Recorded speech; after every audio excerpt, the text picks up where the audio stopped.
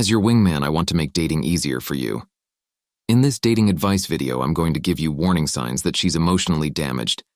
You may want to know if she's emotionally damaged either on your first date, online dating, or anywhere in the dating process. Take heed of these dating tips for men and be sure to watch the entire video. We all have insecurities and don't always act kindly to others, and sometimes even to ourselves. However, if someone's bad behavior is chronic and out of control, it could be a warning sign that she's emotionally damaged above average. If you watch out for these 15 warning signs that she's emotionally damaged beyond repair, especially in the early stages of courting or dating, you'll save yourself a lot of heartache later because she'll at least be a high-maintenance girlfriend. You can't fix her.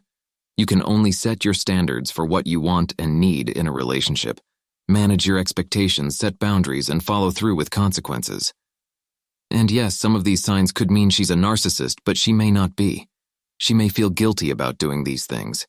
If that's the case, she's probably emotionally damaged, but not a narcissist. Still, these are warning signs that she's high maintenance with little reward. You deserve better, and you can do better. Okay, let's get started. Number 15. We're going to go backwards this time. Number 15 is if she's rude to wait staff or to servers in a restaurant. Major red flag about her character. Maybe she's insecure. Maybe she needs validation. Maybe she's a narcissist. Anyway, you cut it.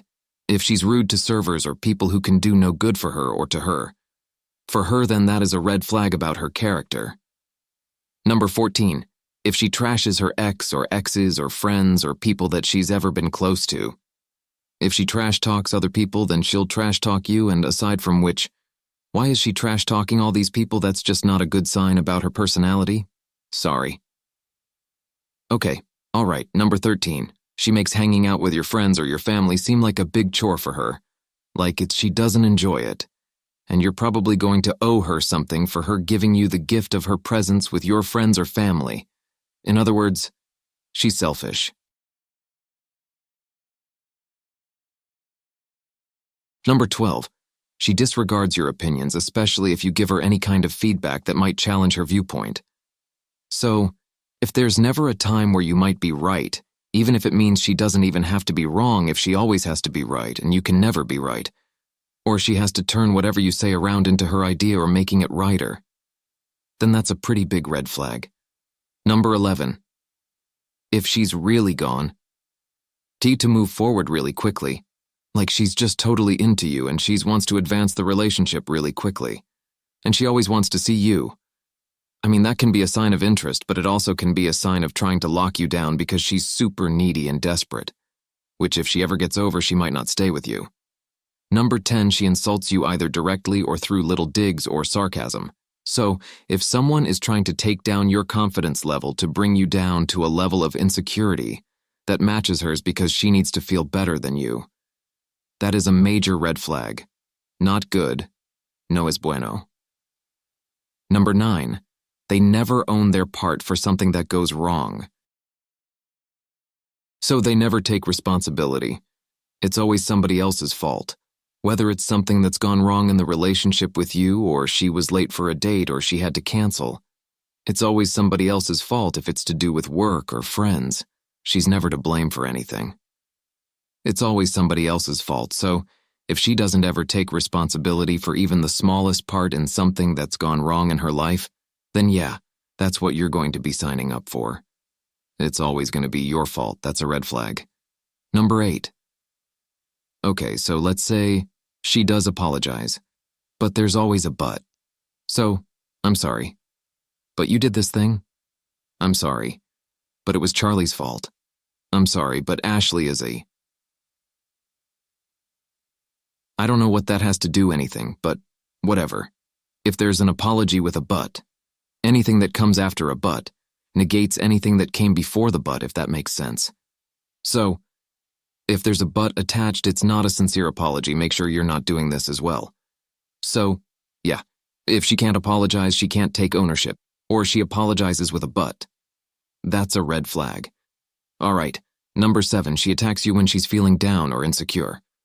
So if she attacks you for little things that seemingly have no significance to your relationship or whatever, she's feeling crappy about. If she wants to bring you down again because she is feeling insecure, and this is generally not on a conscious level, But if she tries to bring you down because she's feeling down in her life or insecure about something, or within your relationship, then that is not a good sign. In relation to this is number 6, which is she never cheers for your wins. So she can't handle if you're advancing in life or doing well. Her underlying fear might be that you're going to leave her. You'll figure out that you're too good for her and you're going to leave her. So she'll cut you down, or she'll try to find ways of making your wins less whiny, not whinny like a horse, but whiny like you're awesome. So if she doesn't cheer for you when you do well, but instead tries to bring you down a notch, that's not a good sign, that's a red flag. Major red flag today. Major red flag. Okay, next one, number 5.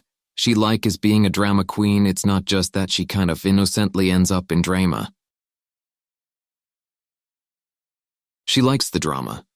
She creates the drama. If there's no drama there, she makes sure to stir the pot so that there is drama, because otherwise, ultimately on the inside, she feels like she's boring. Her life is boring, and she needs to create drama to make sure that she feels like she's interesting and better than other people. Not a good quality. Number 4. She's a taker, but never gives. So you can do everything in the world for her, but she will never reciprocate, whether it's financial or an act of service or affection, or words of affirmation or any kind of loving exchange. There is no exchange. It's just you giving to her all the time. And she's just taking, and never giving back. Taking and expecting because she feels entitled to be taking. Red flag, run for us, run. Okay, next one. Either she has a lot of male friends that are basically orbiters, waiting to get her when she's in a vulnerable moment, and or doesn't have any women friends, or she hates women. So, a woman who can't be friends with other women has something wrong with her. Sorry, if there's any ladies watching this who have no female friends, there's something wrong with you.